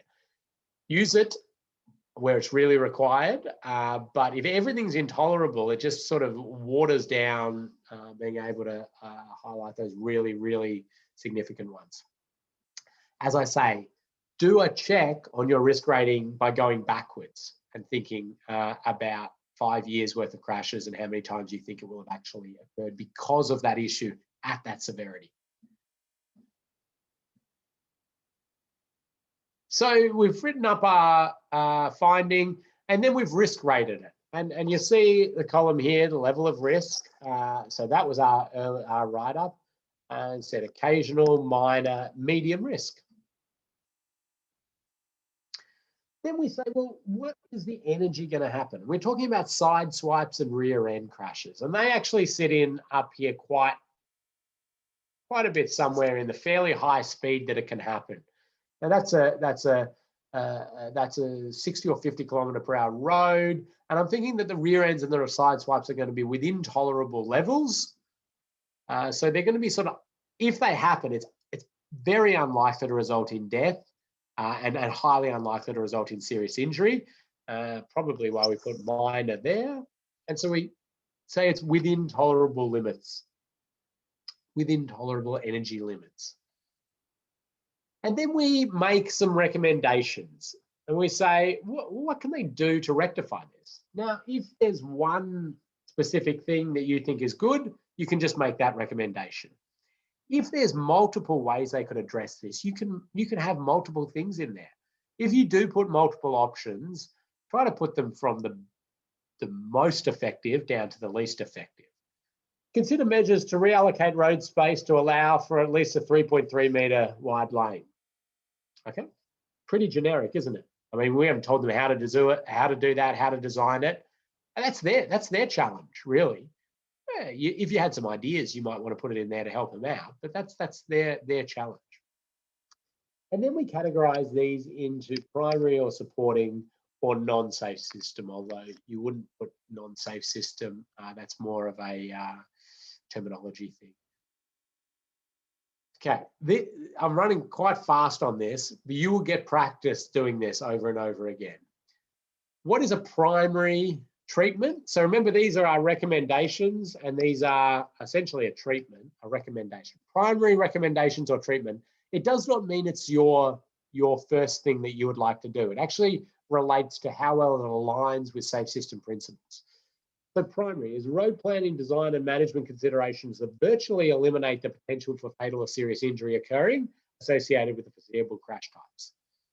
So actually you might have 3 options and they're all primary because they all virtually eliminate a crash happening or a crash of that severity happening.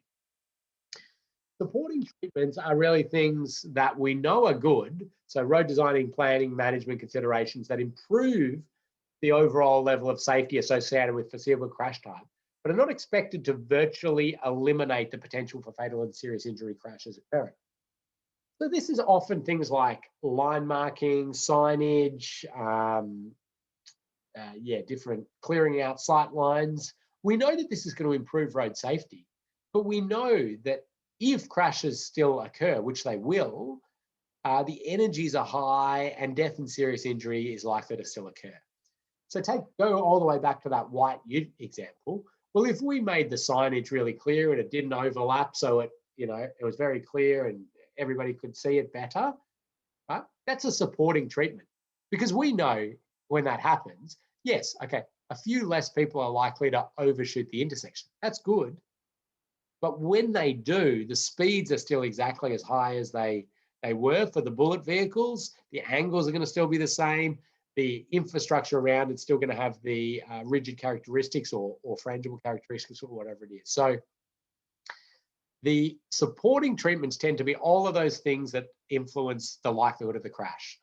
The primary tend to also focus on the severity of the crash, the angles of the crash, or put it into such a position that it virtually eliminates the crash. The other little second dot point here, and you're probably not going to need to worry about this too much, it doesn't change the ability for a primary treatment to be implemented in the future. So that's trying to sort of safeguard us to be able to get the primary treatments in the future. Non-safe system, anything that either makes the situation worse in terms of road safety or reduces the ability to implement that primary treatment in the future.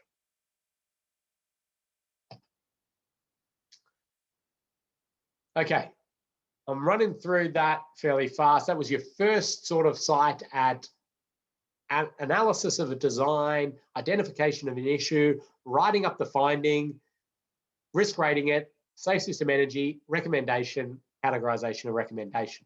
Those were all those steps that I showed in that diagram. Let's do another quick one. And this one I've got, so here is a different intersection altogether. This is a high-speed 100km/h road. It's a new access point being added, or a new road. It's sort of it's a new intersection, basically. 100km/h road. For the intersection of these two roads, vehicles using the left turn lane may create dynamic visual obstruction for motorists at the hold line looking for through vehicles, increasing the likelihood of crashes involving vehicles turning out of the side road. Now, you can see there's a snip of the design and some little cars put on there to help the reader know exactly what we're talking about here. So we've got a left turn lane and there's a vehicle that's coming into turn left, and there's a vehicle that's in right behind it. It's what we would call dynamic visual obstruction. This is a visual obstruction, and it's not a static permanent one. It's dynamic, it's moving. And it's often called masking, this issue. So it's the masking style issue. So this vehicle may pull out there because they can't see this masked vehicle, and we might have a crash that occurs. For this one, we've said it's actually improbable that this will happen. However, when it does, it's going to be serious. And the resulting risk is medium. The safe system energy, well, we've got a bullet vehicle traveling at 100 kilometers per hour, or it could be even more depending on the operating speed, more or less. This vehicle coming out here, I'm seeing a right angle crash happening. And we know that right angle crashes, that point where it gets really bad is about 50 kilometers per hour for the bullet vehicle speed. So this is well above that. So exceeds tolerable limits. And you often put important or, bolded or something so everybody realizes these are the ones that are exceeding the safe system tolerable energy levels. Consider measures to reduce the speed and or angle of impact at this location. This could be achieved with a roundabout, primary. If this cannot be achieved, consider measures to improve sightlines at this location, such as increasing the offset of the left turn lane, supporting, relocating the hold line forward, provided it can be done safely, supporting. What we're saying there is that if a roundabout could be put in at this location, it would virtually eliminate death and serious injury for this crash type, because we're going to slow vehicles down, we're going to improve the angle of crashes, and it's going to be a really wonderful outcome for that crash type. So that's why it's a primary one. But if we just offset this a little bit, maybe put a hatched line through here or something like that, so there's that, opens up the sight lines a bit, we know that this crash can absolutely still occur at the speeds and the angles that it could have before. It's less likely to happen, but that's just a supporting treatment. Doesn't mean it's bad. It's a great thing to do if that's all you can. It's just supporting treatment. And same with moving the hold line if you can do that safely. Just to show you this one out of interest, here's an example of it. So you're in the car here, you're waiting to go, you're seeing, okay, truck's coming in here and the truck's turning left. Okay, the white car's going, that's fine. I'm going to go after the white car because that's nice and clear behind there. And then all of a sudden, this silver car appears. And it had just been masked the whole time by that truck. I'll jump back one. You can't even see it there. And this is sort of the circumstance for a lot of these emerging right angle crashes at these high speed intersections. So we're going to open up those sight lines. Ideally, if we can slow vehicles through the intersection, improve the angles, but that's another sort of classic dynamic visual obstruction crash, I would call it. Some people just call it a masking crash, which is a more sort of common term. Primary, roundabout, supporting. You'll get some practice at that. I know this is going to be a hard one for people to get their head around. I've got some material there for you to read up on, and you'll get lots of feedback on your assignments about getting your head around this. Okay, really a little tip here, and this is rule of thumb to a degree. A primary treatment must either address the consequence of the crash or virtually eliminate the possibility.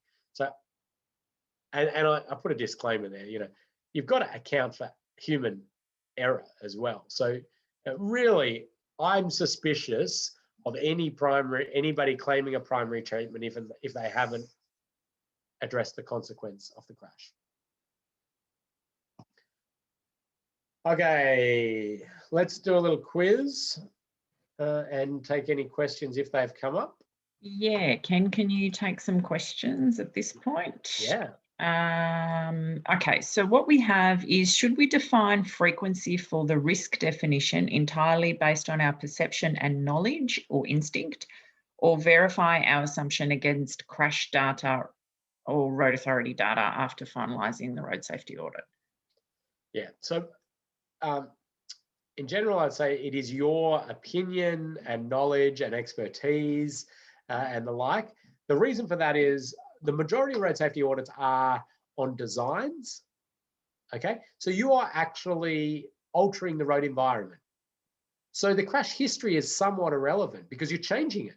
So, you know, if you've got an unsignalized intersection, for example, you know, just a giveaway sign, and it's being signalized, well, you know, is the crash history relevant, really?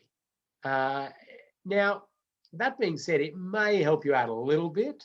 In an existing conditions audit, it may help you out, but absolutely not a requirement for you to be saying, well, the frequency of this was this in the past, so we expect it to be this in the future. You don't need to do that. It may help you calibrate things in your mind a little bit, but your knowledge, your judgment is really what we're relying on.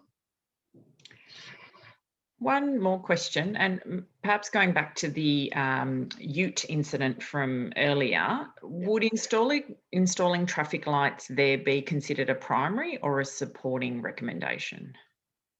Supporting. So the reason for that is that we know people run red lights all the time. So they certainly reduce the likelihood of people crashing at that intersection, but the traffic signals are not influencing the speed of incidents. They're not influencing the angle of incidents, and potentially, they will reduce the likelihood of incidents, but no, that is a supporting treatment. May, in some circumstances, even be categorized as a non-safe system due to its lessening the ability for some other treatments to go in the future, but that's a bit of a one for debate. Okay. Do you know, we're going to skip the quiz for now, Ken. If that's okay. That's all the questions we have at the moment. So if there are any other questions, please type them in now. No worries. Okay. And I'm just going to swap these around. We've got about, 10 minutes to go. So I'm going to, is that good? You can see that? Yeah, I can see that. We've just got one more question. I'm not sure if I'm reading this one right, but is there any chance you could provide an example of road safety audit within ramps? I might need some further clarification. Yeah, like entry ramps to a freeway or something, or a motorway, I would assume that that means. I can certainly provide examples of audits that included ramps Yes, it is entry ramps, yep. Yeah, I'm trying to think if I've got one just of an entry ramp. I think it's just been included, the whole interchange or the upgrades, but certainly I'll make a note of that. I know my colleague Chris Hall, who some of you know, spent a huge amount of time on a particular entry ramp challenge within the road safety audit, so I'll try and dig that one out as well. Kathy, can you make a note of that, please? Yep, sure thing. Run here. Thank you.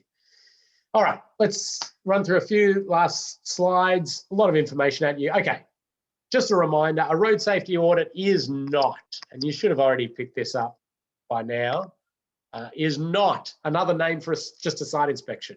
It's not a quick check against a design or existing road. It's not another name for a black spot investigation. It's not a substitute for that black spot investigation where you're analysing the crashes in minute detail. It's not an opportunity to redesign the project. So you notice that even the recommendations are quite generic because that's the project manager and the designer. It's their project. They know all the specifics and issues and constraints and things. It's not a design review against standards. It's not a method for prioritizing or ranking project options. I'll put a little star next to that one because it's quite important for you to remember that. If you're asked, if they say to you, we've got 3 options for the upgrade to this road, could you please road safety audit them and tell us which one's the best, and rank them in best to worst? You say, well, that's not the role of an auditor. We will tell you the safety issues with each of them. If you want that, often as an auditor, I'd say, well, I'm going to do that and I'm going to report it as a road safety audit to conform with the Austroads guide. However, I'm happy to do a separate memo where I can give you my opinion on which is the safest and the least safest, but I try to separate those tasks. It's not a system assessment. That's a different thing. They've got some overlapping characteristics, but it's different. It's not a safety and design check. That's another different thing. We've got lots of safety interventions along the way within these big projects. The road safety auditor, which you're all going to get to become road safety auditors, which is fantastic. You've got to be a problem finder. Solving the problem is an added benefit, but finding those problems. So people sort of, say, make analogies of detectives. You're trying to work these things out. Pre-crime detectives. There's a movie about that. Or doctors, trying to diagnose problems. But road safety audits, they're just in context here. Design reviews, they've got to happen with any design. Checking did all the calculations right? Has the drainage assumptions been right? All of that good stuff. There's a bit of overlap. Safe system assessments overlap them both a little bit. Safety and design has some overlap. And then there's actually DDA compliance audits as well, Disability Discrimination Act, that's another one to add in there. All these sort of reviews, independent checks on designs, which is appropriate for the fact that the travelling public can all use these areas. So what can be audited? Well, pretty much anything that interacts with the road environment can be audited. And there's a big list there for you. And I'm not going to read through them all. You can go back and look at that. And I'll jump through this example and maybe come back to it at a later point. It's a good example,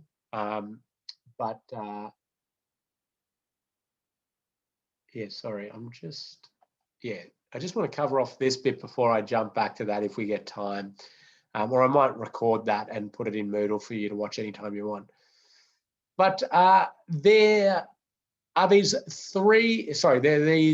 different stages of road safety audit.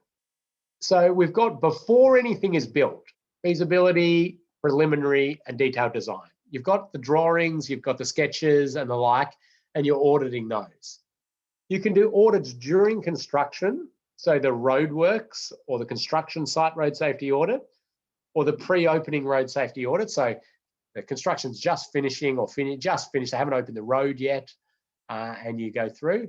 And then there's this post-construction, which is our post-opening and our existing conditions. So road's been open for a little bit of time, you could audit it, or it's existing road, it's been there for a very long time. And then we tend to put our thematic audits in there with the existing, which would be like a bike path or specifically for motorcycles. So feasibility audits, they are the planning stage. You get these big, general concepts of what's happening. And you audit, what's the land use? Where are people going to be going? How do they get from this area down to this area?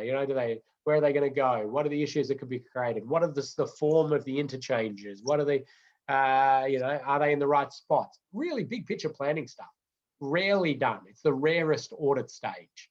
And you really do them on these tens of million, $100 million projects plus. Feasibility stage, you get a bit more detail and you're still looking there at intersection forms and how that's all going to play out. Where are people going to turn? How are they going to get to their houses? How are they going to move around this intersection? Preliminary concept design stage, you got a bit more meat on the bone now. You're getting some designs. You're getting some ideas of, what are going to be the widths of different areas. It may be on a survey base. It may be on an aerial image. What's the deflection on the approaches? How's that all going to play out? Detailed design is where you get the full design set. You get the long sections, you get the cross sections, you get the geometric design, the pavement design, the lighting, the signs, the line marking. You get the full works, and it can be hundreds and hundreds of pages of designs to be looking through, all looking like this. And these are really ones where if you're not a person who spends a lot of time with this stuff, you really need to be partnering up with people who do, because you can see a lot out of that, and you may miss some stuff. But there you go, all these sorts of designs. 500 A3 pages of design wouldn't surprise me for some different audits. And you're picking up specific little characteristics. You know, are they using the right culvert end walls?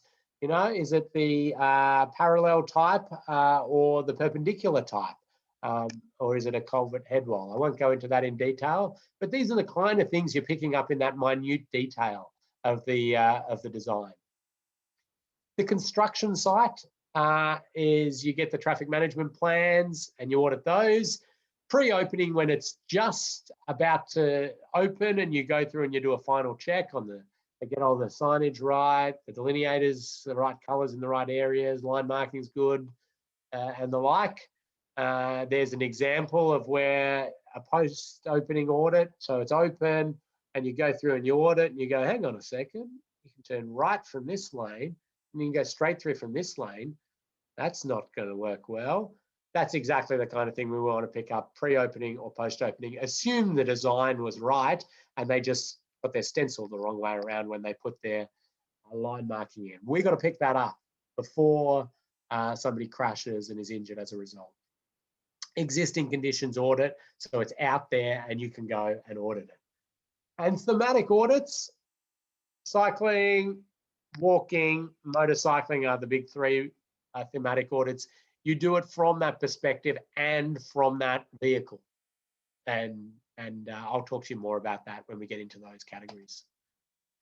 Okay, your assignment this week, and we're going to get right onto it. You are going to be given a random topic, and it's going to be a road safety infrastructure related topic.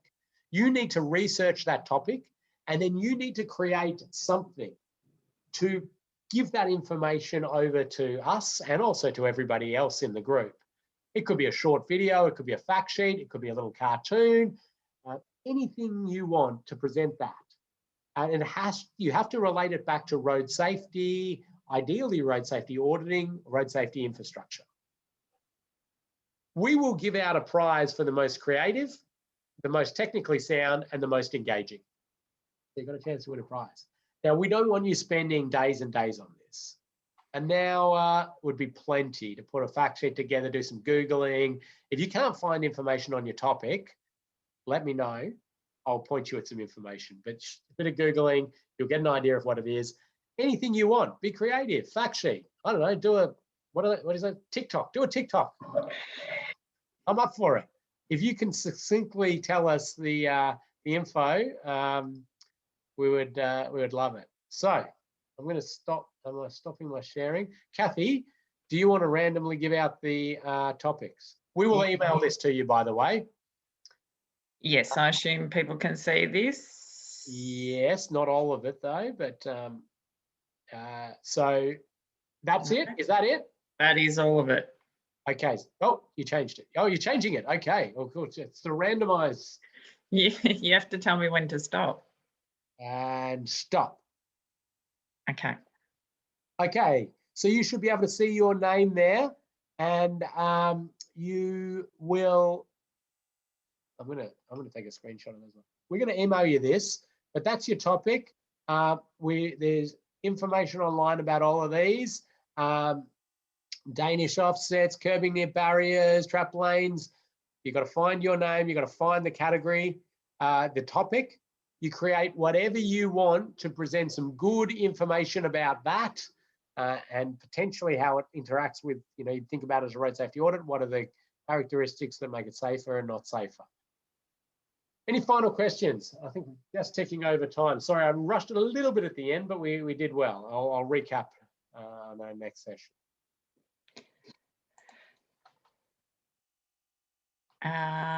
Just checking. Can you still see my screen there, Ken? Yes. The road safety audit page on Moodle? No, we're seeing the Excel. Okay. Try again. When is it due is the question that's come in, Kathy? It is due Monday afternoon, next Monday afternoon. So you get almost a week to work on it, but hopefully you can see my screen now. So the information I'll pop into this section here. This is the research topic that you do, and this is where you'll submit it via Moodle. So this is some more information in here about what you need to do. There's an example video. One of our engineers put together an example video in the module 1 video. And then basically what you do is you add your submission here by Monday. You've got 5 days and 23 hours remaining specifically. I've also popped in that Mythbusters short episode. I think it goes for 4 or 5 minutes. That's in there as well. So everything is housed here in Moodle. So jump in there. And you also need to complete a very quick 10-question multiple choice type quiz, which is just here. Awesome. So do your quiz, have a look at your research topic, which will be in there, and put something together, a fact sheet, a cartoon, a written bit of essay, a podcast, whatever you want. All up to you, however you want to provide it. And then you're going to upload it back in here into Moodle within a week's time, basically. Thank you. An awesome amount covered today. We look forward to seeing you at the next session. Log in a little bit early for a chance to win a prize. Some general trivia will happen. We covered a lot, but we recover some of this, and you do exercises in it. So if you're a little confused still, don't get too worried. Hopefully you picked up some of that, and we'll go from there. Thank you very much. Have a wonderful day. Kathy, anything to finalise it? No more biscuits on the way, Alex, but you've won some prizes. So who knows what you get. All right. Thanks, everyone. See you on Thursday.